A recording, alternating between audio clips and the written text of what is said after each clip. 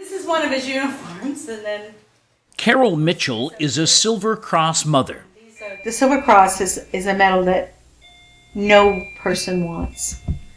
But once you get it, it's the most precious medal because it is part of your son. Carol doesn't attend the Remembrance Day service at her local cenotaph in Owen Sound, Ontario, worried she may be overcome with emotions. That, however, would be completely understandable. Carol and husband Bob went through more anguish and heartbreak in 3 short months than most people suffer in an entire lifetime.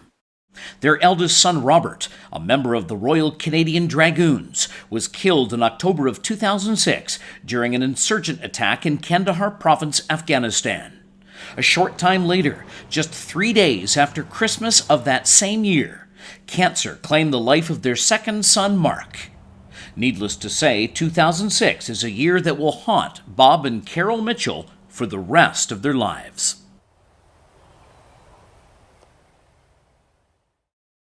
Robert Thomas James Mitchell, known as Jim to his family and childhood friends, was born December 18, 1973, and raised in Owen Sound, a small Ontario city on the southwestern shores of Georgian Bay.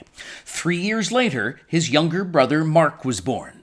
The boys attended Hillcrest Elementary School, where Jim struggled particularly with writing and mathematics. He was formally diagnosed as having a learning disability in math during his grade 4 year. Through sheer determination and hard work, Jim would eventually overcome his math difficulties and qualify as a gunner aboard the Coyote Armored Vehicle, a job requiring a significant amount of math knowledge. As a child, Jim spent most of his time outdoors, playing with his many friends in the quiet and roomy Owen Sound subdivision where the Mitchell family lived.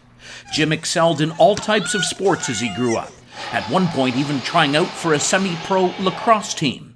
He went through Cubs and Scouts and fell in love with the military at a young age. He spent 3 years in Army Cadets and joined the Grey and Simcoe Foresters Reserve Unit while attending St. Mary's High School.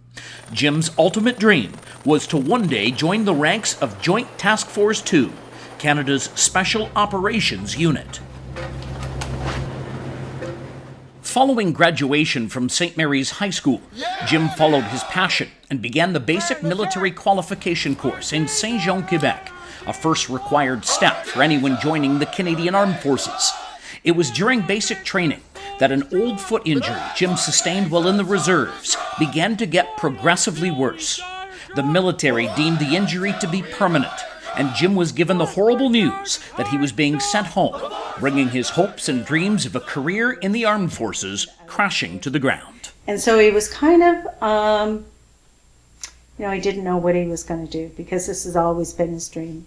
So he went into the police, not reserves, auxiliary, and did a lot of that. Then he went off to skiing. Was that when he did the skiing? Then he became a skiing instructor because he was a downhill skier, and he also was on the ski patrol. So if something happened, they'd call them out. And he lived with 3 or 4 other guys in a chateau. And isn't this great? This, met a lot of girls. It was, it was really great for him. But there was always something missing for him. He took a course in college for RPN. He met his wife in when he was in taking the nursing course, and they got married, and they were living in Niagara for a little while. He actually went to chef's school. He was a guard. He at the Skyline Towers. Yeah, he was a guard there. That's one of the jobs he did. So, while he was taking the chef's course as well. So the chef course was in the Niagara area? Yeah. So, he floundered. Despite all of these other adventures, the pull of a life in the military was too great. Through physiotherapy and exercise, Jim's foot injury, once deemed to be permanent, began to heal. In 2001, after just 2 months at chef school, Jim re-enlisted and, to his great relief, was accepted back into the military. Following the completion of basic training, he began his career with the Princess Patricia's Canadian Light Infantry in Edmonton as part of the Armored Division. After a year in the West, Jim was transferred to CFB Petawawa, where he became a Royal Canadian Dragoon, qualified as a driver, gunner, and navigator aboard reconnaissance vehicles such as the Coyote. Although he had always been athletic, Jim took it upon himself to get his 6'4" frame in tip-top shape and began participating in grueling Ironman and Mountain Man races. He was hoping to be deployed to Afghanistan and believed that he would stand a much better chance of recovering from any injury if he were in top shape. The call to go to Afghanistan came in 2006. And he really wanted to go to Afghanistan because he believed in the cause. He believed that people should have freedom, and he believed that women should be treated with respect everywhere, and that children should learn. All of his buddies felt the same way. So. No. I think something's wrong there. Ask him to write his name on your badge. Before leaving for Afghanistan, Jim requested that his wife, Leanne, carry on if something were to happen to him overseas. He wanted to ensure that their 3 children had a relatively normal life with a father figure in the scene. But the most candid conversation he had with his mother, Carol. And he said, I don't think I'm going to come back. And I said, well, then don't go. And he said, no, I have really good training. I had really good instructors. Canadians have the best equipment. And I believe in this cause, and I couldn't not go. And so he did.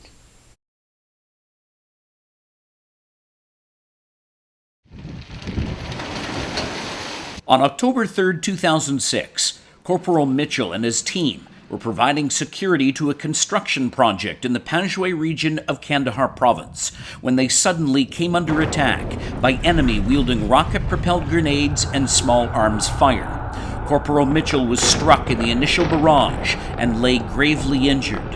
His sergeant, Craig Gillum, was already dead. Despite the massive injuries, Corporal Mitchell convinced his captain that he was fine and instructed him to attend to others who'd been injured in the attack. The wounded were eventually loaded into a helicopter and rushed to a military hospital where Corporal Mitchell succumbed to his injuries. Corporal Robert Mitchell and Sergeant Craig Gillum were repatriated at CFB Trenton 3 days later.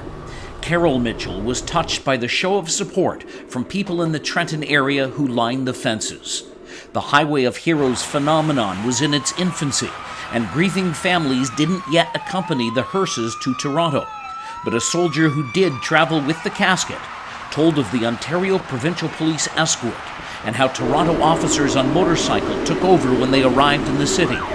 He told Bob and Carol that all of the officers dismounted from their motorcycles and saluted as the hearses arrived at the downtown coroner's office.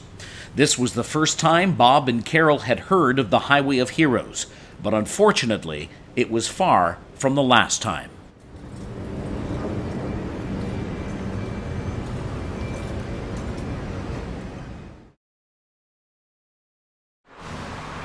Corporal Robert Thomas James Mitchell was laid to rest following a military funeral at Beechwood Cemetery in Ottawa, Canada's national and military cemetery. Following the death of his younger brother Mark just 3 months later, Jim's name was also added to a memorial stone at Greenwood Cemetery in Owen Sound.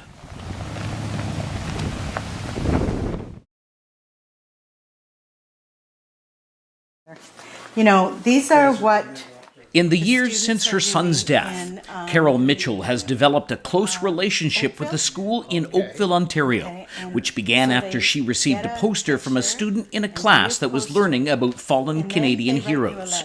The school also gives the Cpl Robert Mitchell Citizenship Award to a deserving student each year. Annual awards are also presented at Hillcrest Elementary and St. Mary's High School in Owen Sound in memory of Jim and his brother Mark.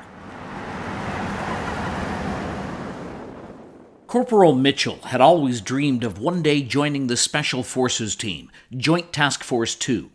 Following his death, Bob and Carol learned that, unknown to them, their son had tried out and been accepted to the elite unit. He would have joined their ranks following his return from Afghanistan.